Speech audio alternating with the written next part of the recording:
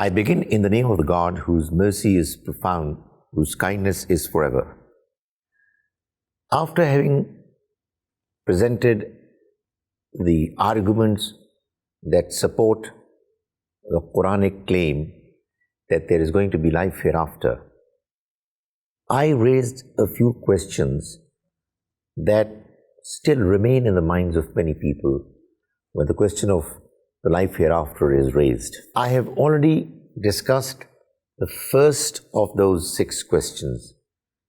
The question was, is it true that according to the Quran, non-Muslims are not going to enter the paradise? Today, I will take up 3 more questions. Why doesn't the description of the life hereafter mentioned in the Quran appeal to many people? Why is the punishment in the life hereafter going to be so very long? And why has Satan been allowed to take us away from the right path? Why has he been unleashed upon us? So let's take the first question first. Why is it that when the Quran describes the blessings, the rewards of the paradise, it seems that many people belonging to the modern world in particular, don't seem to be impressed by the description of long shadows or flowing rivers, etc. What's the reality of the description of the paradise and some of the other facts described by the Quran that belong to the domain of the unseen world? We have a verse in the Quran, verse 7 of chapter 3, which says, "It is He who has revealed the book to you." Some of its verses are decisive, they are the basis of the book, and others are allegorical. Those in whose hearts is perversity follow the part of it which is allegorical, seeking to mislead, to know its reality, and none knows its reality except God. And those firmly rooted in knowledge, they say, "We believe in it, it is all from our Lord." The verse is telling us that some Quranic verses are allegorical, mutashabihat. And it tells us that these verses are the ones whose reality nobody knows except God. And the verse also tells us that those whose hearts are twisted, who have perversity in their hearts, they are the ones who are eager to know what the reality of these verses is. And God says that those who have the right approach, they say, "We believe that all these verses are from God, but we are not interested in knowing about the reality of the allegorical verses." Now, what is this description clarifying? You see, in our worldly languages, we have words, nouns, describing different objects, different realities. Why? Because language seeks to communicate. In order for us to communicate with each other, we use different languages, and in our languages, we have words, nouns, describing different objects that we can see, that we can perceive, so that we are able to talk to each other about them. The life hereafter, the paradise and the hell, are the realities that we have not seen. Nobody has seen them. So how can we talk about them? How can we use expressions, words, nouns for them? The Almighty has described them in allegorical expressions. That is, He has used the closest possible alternatives to what the reality is going to be able to let people know what that world is going to look like. The description is in Arabic, and the first addressees of the Quran were the Arab Bedouins of 1400 plus years ago. So the Almighty has described the paradise, for example, taking into account the imagination of the Arabs of the time when the Quran was being revealed, to let them know how the paradise is going to look like. It is not the exact description of the paradise. The words used for the rewards of the next life and the punishments are not in literal language, it's allegorical description, and therefore there is no need for the reader of the Quran to try to figure out the reality of what has been described. So it's not surprising that a person who is living in the modern times is not particularly impressed by the description of the paradise, because that description is not meant for him when it comes to the details of the paradise. However, there are certain other things that have been mentioned of the paradise that would appeal to all humans. The Quran says that those who will get the privilege of entering the paradise shall have therein whatever they would ask for, whatever they would desire. The Almighty says that in the next life, no one is going to ask for in the paradise to be removed from there. He says that the paradise is a place where there are going to be no fears and apprehensions of the future, nor any sorrows and griefs of the past.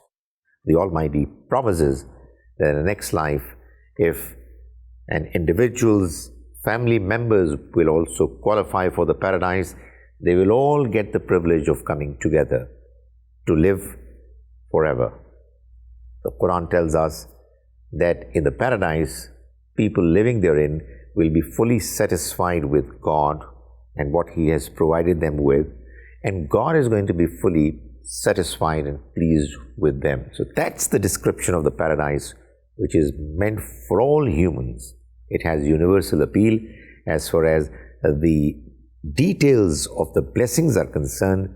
They have been described and couched in allegorical expressions and not described literally. The next question is, why is the punishment of the next life so long?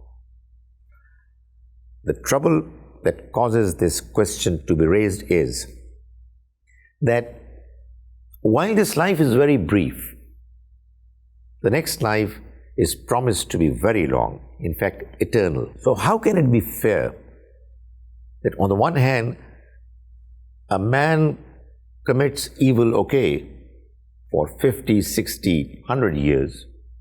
On the other hand, he is being warned of being punished for a very, very long time, for the eternity.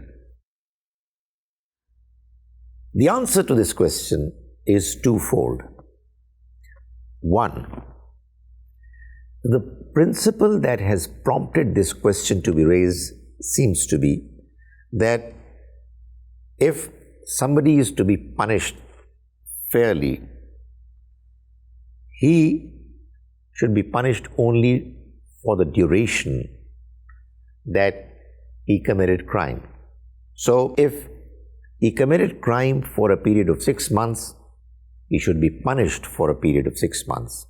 If the crime was committed for 2 years, then the punishment should not be any more than 2 years. The fact of the matter is that this principle has no basis. Nobody accepts it. Even in the modern times, when in many societies, capital punishment is not allowed, is not accepted.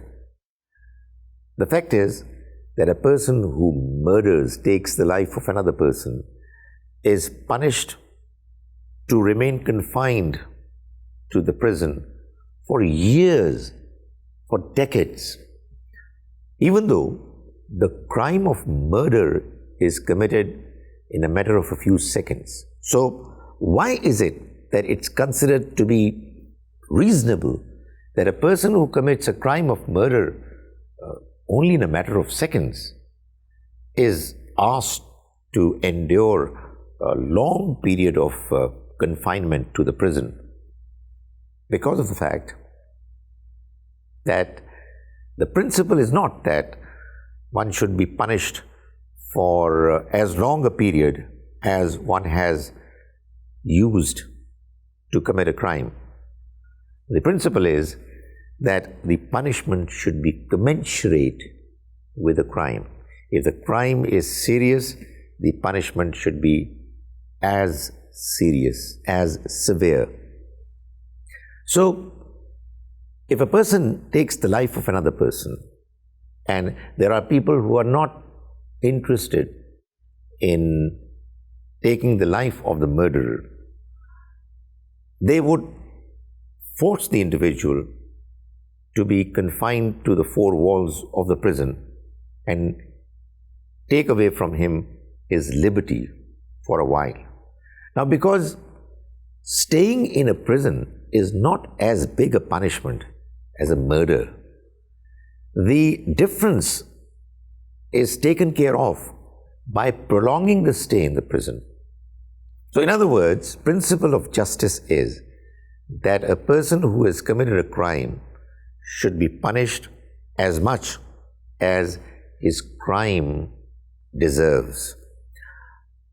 Therefore, if a person has been given to live a life spread over 50, 60, 70 years, and he has been consistently committing crimes, rejecting God, his blessings are ignored, doesn't bother to thank Him, and is persistently following the wrong path, despite the fact that he knows that what he's doing is wrong.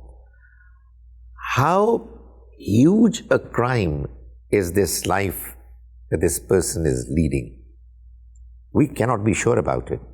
It is only God, the Creator, who can decide justly and fairly about such people, and it is only He who can come to the right conclusions. The second aspect of the problem is that, okay, even if it is conceded for the sake of argument that evil committed for a shorter period can be punished over a longer period, the punishment that would last forever is something that is not possible to be accepted, to be considered as fair. So, how can it be justified? The answer is that the fact of the matter is that when the Quran describes the punishment of the next life and says that it's going to be eternal, what the Quran is mentioning is not eternity in the sense that we normally think of it. The relevant verse that deals with the subject is, it says, "For them there will be in it sighing and groaning, abiding in it as long as the heavens and the earth last, except as your Lord pleases." That is, this punishment is going to be for a very long time, as long as the heavens and the earth last. How long are they going to last? We don't know. But most certainly, it's giving a clear hint that it's not going to be for the eternity. It is going to be for a very long period of time, and only God knows how long it's going to be. It says, except as your Lord pleases. This is in chapter 11, Surah Hud. What it actually means is that when God says that I am going to punish certain people forever, this particular description suggests that what it means is that the Almighty is saying that I am going to punish this person forever, that is, for as long as my plan of punishment in the hereafter would last. The last question in this particular presentation is the question regarding Satan and the manner he has been allowed to influence us, for us to be allured towards, enticed towards the evil.